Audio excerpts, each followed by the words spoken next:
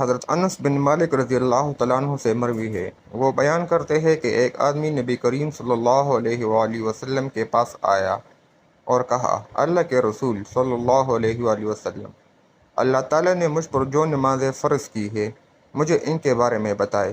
آپ صلی اللہ علیہ وآلہ وسلم نے فرمایا، اللہ تعالیٰ نے اپنے بندوں پر 5 نمازیں فرض کی ہے۔ اس نے کہا، کیا مجھ پر ان سے پہلے یا ان کے بعد بھی کوئی نماز فرض ہے؟ آپ صلی اللہ علیہ وآلہ وسلم نے فرمایا، اللہ تعالیٰ نے اپنے بندوں پر 5 نمازیں فرض کی ہے۔ 3 دفعہ ارشاد فرمایا۔ پھر اس بندے نے کہا، اس ذات کی قسم جس کے ہاتھ میں میری جان ہے، نہ میں ان میں کسی چیز کی زیادتی کروں گا نہ کمی۔ آپ صلی اللہ علیہ وآلہ وسلم نے فرمایا، اگر یہ سچا ہے تو جنت میں داخل ہو جائے گا۔